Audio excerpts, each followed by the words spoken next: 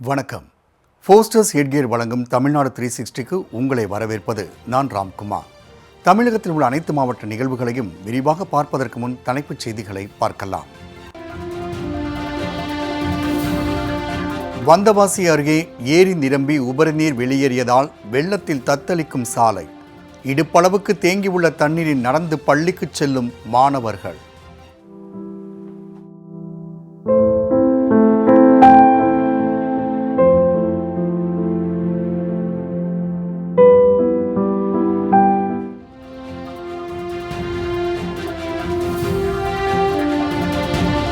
தொடர் கனமழையினால் ராமநாதபுரம் அருகே மானாவாரி பயிர்கள் சேதம்.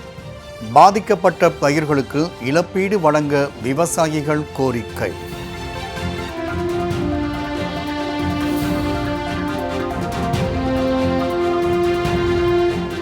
மதுரவாயல் அருகே வெள்ளத்தில் மூழ்கிய தரைப்பாலம்.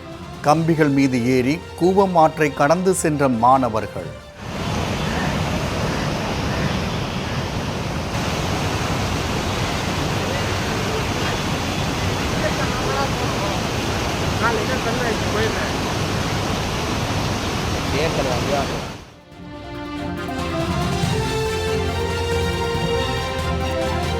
குடியாத்தம் அருகே வாழை, கேழ்வரகு, சோளம் உள்ளிட்ட பயிர்களை சேதப்படுத்திய காட்டு யானை. மக்களின் உயிருக்கும் பயிருக்கும் பாதுகாப்பு வழங்க விவசாயிகள் கோரிக்கை.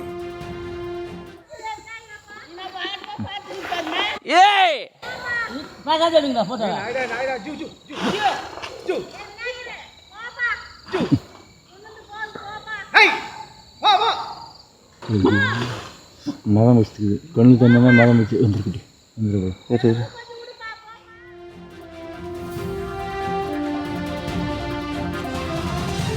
தர்மபுரி மாவட்டம் பாலக்கோடு அருகே சமுதாய நலக்கூடத்தில் சட்ட விரோத செயல்கள் நடப்பதாக புகார். சுப நிகழ்ச்சிகளுக்கான இடம் மது பிரியர்களின் கூடாரமாக மாறியதை விளக்குகிறது இன்றைய செய்தி தொகுப்பு.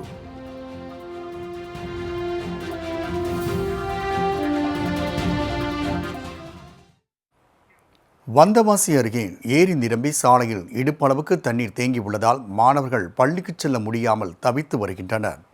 திருவண்ணாமலை மாவட்டம் ஏம்பலம் கிராமத்தில் 10க்கும் மேற்பட்ட குடும்பங்கள் வசித்து வருகின்றனர். அண்மையில் பெய்த கனமழையினால் ஏம்பலத்தில் உள்ள ஏரி நிரம்பி உபரி நீர் சாலைகளை ஆக்கிரமித்துள்ளது. சாலையில் சுமார் 300 மீட்டர் தூரத்திற்கு தண்ணீர் இடுப்பளவுக்கு தேங்கியுள்ளது. இந்த சாலை வழியாக பயணித்தால் மட்டுமே பள்ளிக்கு செல்ல முடியும் என்பதால் மாணவ மாணவியரும் வேறு வழியின்றி தண்ணீரில் ஆபத்தான முறையில் இறங்கி நடந்து செல்கின்றனர்.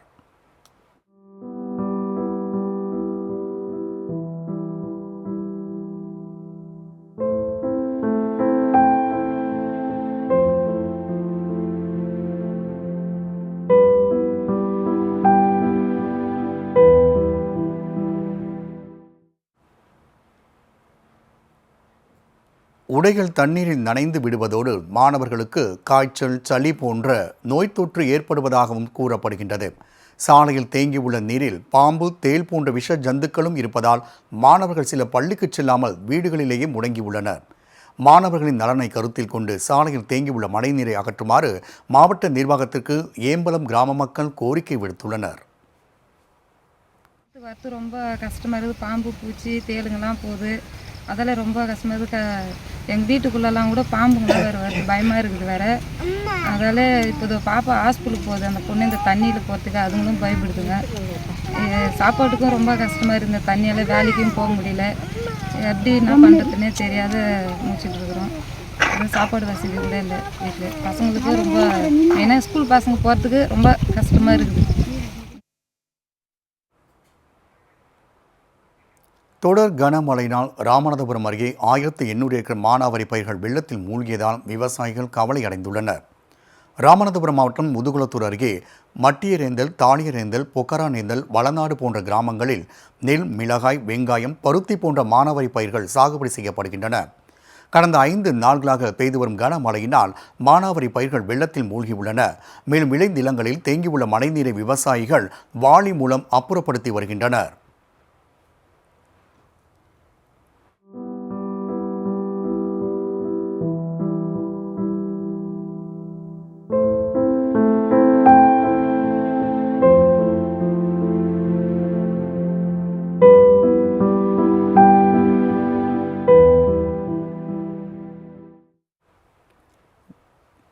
வெள்ளத்தில் பயிர்கள் அழுகி வருவதால் விவசாயிகளுக்கு ஏக்கர் ஒன்றுக்கு 30,000 ரூபாய் வரை இழப்பு ஏற்பட்டுள்ளது. எனவே பாதிக்கப்பட்ட பயிர்களை ஆய்வு செய்து இழப்பீடு வழங்குமாறு தமிழ்நாடு அரசுக்கு விவசாயிகள் கோரிக்கை விடுத்துள்ளனர். இந்த வருஷம் மழையினால் எங்கள் நெல் மிளகாய் எல்லாமே அழிஞ்சு போச்சு. பருத்தி கீர்த்தி மல்லி எல்லாமே அழிஞ்சு போச்சு. அதனால் எங்களுக்கு நிவாரணம் கேட்டு வழங்கும்படி கேட்டுக்கொள்கிறேன். ரெண்டாவது வட்டிக்கு வாங்கி நாங்கள் ஒரு ஏக்கருக்கு மேலே 40,000 ரூபா செலவு பண்ணியிருக்கோம். அதை இனிமேல் ஈடு கட்டுறதுக்கு எங்களுக்கு எந்த வழி இல்லை. எங்களுக்கு எதுவுமே தெரியல. இதை விட்டு எங்களை விட்டு பிழைக்கிறதுக்கு எங்களுக்கு வழி இல்லை. இதை நீங்கள் தான் கவர்மெண்ட் அதிகாரியை நீங்கள் தான் எல்லோரும் பார்த்து எங்கள் கருணை அடிப்படையில் எங்களுக்கு ஏதாவது மகசூல் வாங்கி கொடுக்கும்படி பணியிடம்னு கேட்டுக்கொள்கிறேன். மதுரவாயல் அருகே தரைப்பாலம் வெள்ளத்தில் மூழ்கியுள்ளதால் மாணவர்கள் ஆபத்தான முறையில் இரும்பு கம்பிகள் மீது ஏறி கூவமாற்றை கடந்து வருகின்றனர். அண்மையில் பெய்த கனமழையின் காரணமாக கூவமாற்றில் வெள்ளப்பெருக்கு ஏற்பட்டு மதுரவாயல் அடையாளம்பட்டு தரைப்பாலம் மூழ்கியது. தரைப்பாலத்துக்கு மேலாக 2 அடிக்கு வெள்ள நீர் கரைபுரண்டு ஓடுகின்றது. இதனால் வாகனங்கள் செல்ல தடை விதிக்கப்பட்டுள்ளது. மேலும் வாகன ஓட்டிகளும் மாணவர்களும் 3 கிலோமீட்டர் தூரம் சுற்றி வந்து எதிர் திசை உள்ள சாலைக்கு செல்லும் நிலை ஏற்பட்டுள்ளது. நீண்ட தூரம் பயணிக்க விரும்பாத மாணவர்கள் சில தரைப்பாலத்தின் அருகே உள்ள இரும்பு கம்பி மீது ஏறி கூவமாற்றை ஆபத்தான முறையில் கடந்து வருகின்றனர்.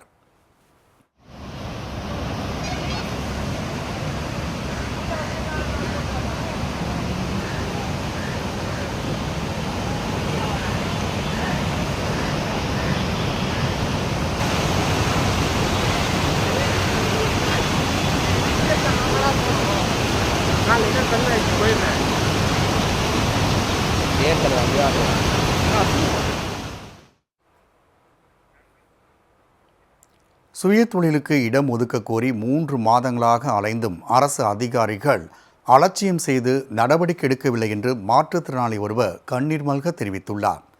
நீலகிரி மாவட்டம் உதகை நகராட்சிக்குட்பட்ட பட்பயர் பகுதியை சேர்ந்தவர் ஃபெலிக்ஸ்.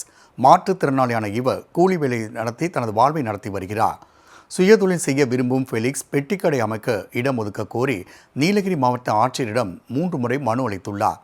3 மாதங்களாக மாவட்ட ஆட்சியர் அலுவலகத்திற்கு அலைந்தும் அரசு அதிகாரிகள் தனக்கு உதவவில்லை என கூறும் ஃபெலிக்ஸ் அரசு இடம் மட்டும் ஒதுக்கினால் தனது செலவில் பெட்டிக்கடை வைத்துக் கொள்வதாகவும் கூறியுள்ளார்.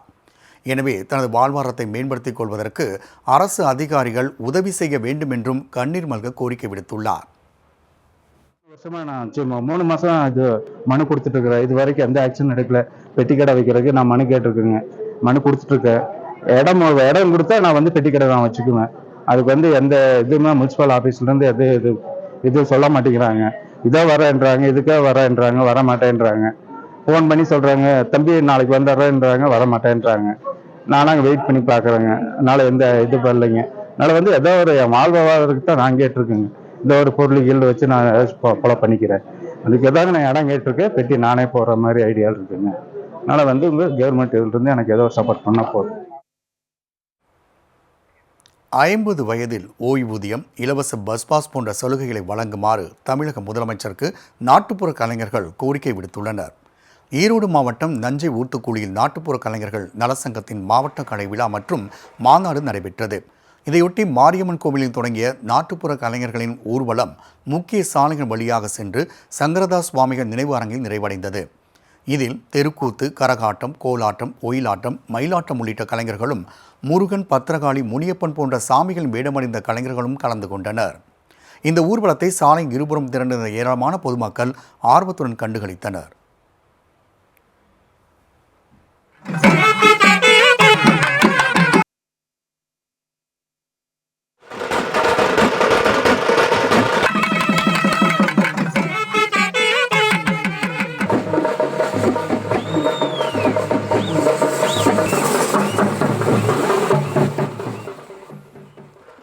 மாநாட்டிற்கு பிறகு செய்தியாளர்களிடம் பேசிய நாட்டுப்புற கலைஞர்கள் நலச்சங்கத்தின் மாநில தலைவர் காணி சத்யராஜ், அரசு அதிகாரிகளுக்கு லஞ்சம் கொடுத்த பிறகு நாட்டுப்புற கலைஞர்களால் ஓய்வூதியத்தையே பெற முடிவதாக குற்றம் சாட்டினார். இலவச பஸ் பாஸ் கேட்டோம், எங்களுக்கு அரை கட்டணத்தில் வழங்கியதற்கு நன்றியை தெரிவித்துக் கொள்கிறோம். அதை முழுமையாக கேட்டுக் கொள்கிறோம். கலைஞருடைய ஓய்வூதியம் மிகவும் அலங்கரிக்கப்படுகிறது. விஓ, ஆர்டிஓ, தாசில்தார், ஆடியோ என்று பல்வேறு துறைக்கு எங்களுடைய ஓய்வூதிய அந்த படிவத்தை எடுத்து சென்று அவர்களிடத்தில் இருந்து பெற்று அவர்களெல்லாம் லஞ்சம் கொடுத்து அது இயலிசை நாடக மன்றம் வந்து அடைவதற்கு ஓராண்டு 2 ஆண்டு ஆகிவிடுகிறது. அதனால் பல கலைஞர்கள் பாதிக்கப்பட்டிருக்கிறார்கள். அதை எளிமைப்படுத்த வேண்டும். இயலிசை நாடக மன்றமே நேரடியாக அந்த உதவித்தொகையை வழங்க வேண்டும். குடியாத்தம் அருகே பயிர்களை சேதப்படுத்திய ஒற்றை காட்டு யானையை கிராம மக்கள் உதவியுடன் பட்டாசுகளை வெடித்து வன அலுவலர்கள் வனப்பகுதிக்குள் விரட்டினர். வேலூர் மாவட்டம் கணவாய் மோட்டூர் கிராமத்தில் காட்டு யானைகள் நடமாட்டம் நாளுக்கு நாள் அதிகரித்து வருகின்றது. இந்நிலையில் வனப்பகுதியிலிருந்து வெளியேறிய ஒற்றை காட்டு யானை இரவு நேரத்தில் லதா என்பவருக்கு சொந்தமான தோட்டத்திற்குள் நுழைந்தது.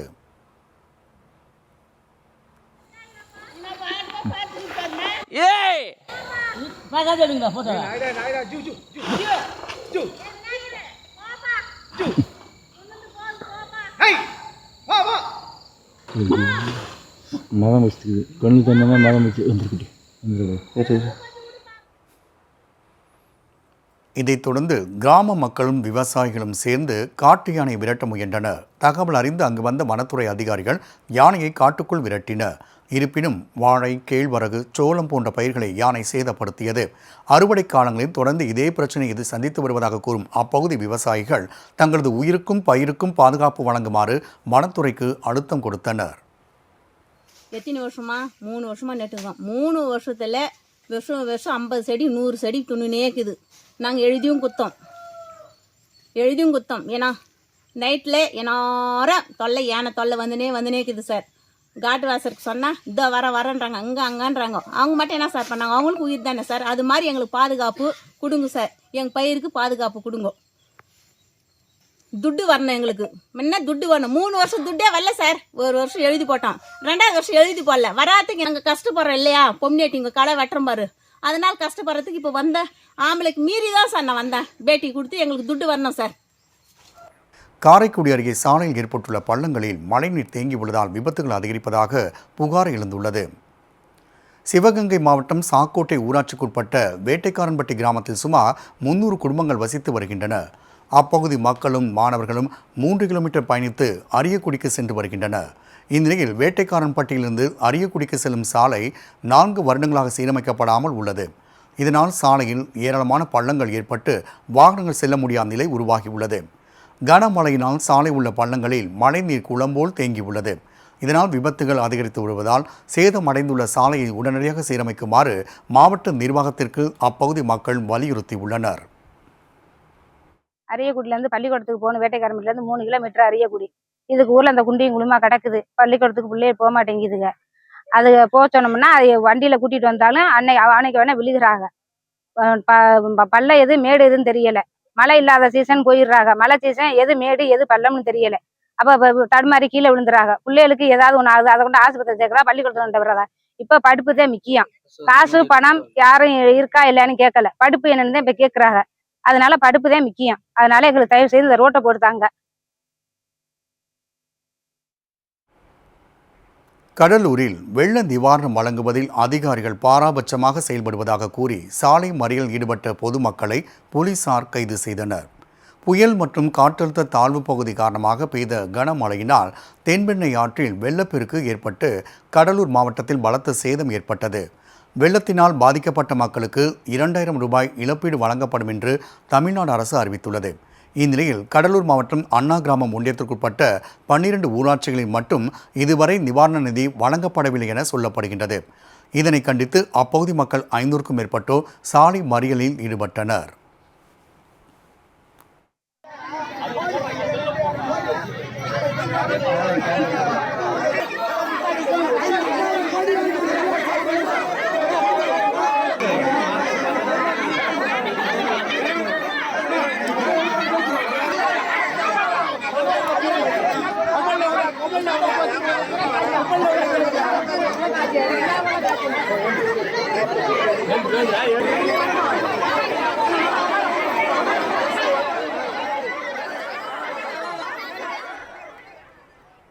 தகவல் அறிந்து அங்கு சென்ற போலீசார் சாலை மறியல் போராட்டத்தில் ஈடுபட்டவரிடம் பேச்சுவார்த்தை நடத்தினர். இருப்பினும் போராட்டத்தை கைவிட மறுத்ததால் அவர்களை போலீசார் கைது செய்து தனியார் திருமண மண்டபத்தில் அடைத்தனர். 4 ஸ்டார் ஹெட்கியர் வழங்கும் தமிழ்நாடு 360யில் அடுத்து வருவது ஊர் நிகழ்வுகளை விரைவாக வழங்கும் உள்ளூர் எக்ஸ்பிரஸ்.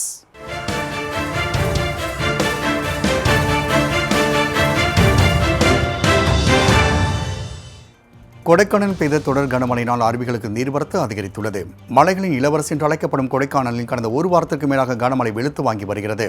இதன் எதிரொலியாக வெள்ள நீர்வீழ்ச்சி, வட்டக்கானல் அருவி, பாம்பார் அருவி போன்ற அருவிகளில் தண்ணீர் ஆர்ப்பரித்து கொட்டுகின்றது. மேலும் கொடைக்கானலின் பல்வேறு இடங்களில் புதிதாக உருவாகியுள்ள அருவிகளையும் சுற்றுலா பயணிகள் ஆர்வமுடன் பார்வையிட்டு வருகின்றனர்.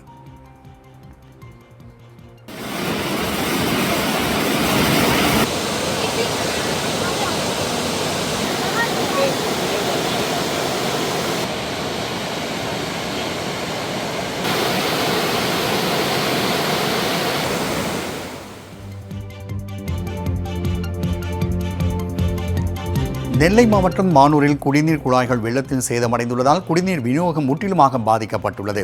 இடைவிடாது கொட்டி தீர்த்த கனமழையினால் நெல்லை தாமிரபரணி ஆற்றில் 1 லட்சம் கன அடிக்கு மேல் தண்ணீர் சென்று வெள்ளப்பெருக்கு ஏற்பட்டது.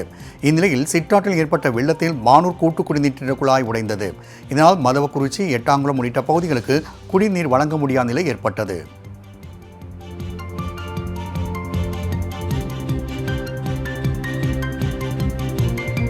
மயிலாடுதுறையில் வெள்ளத்தில் மூழ்கிய பயிர்களுக்கு இழப்பீடு வழங்க கோரி விவசாயிகள் மாவட்ட ஆட்சியரிடம் மனு அளித்தனர்.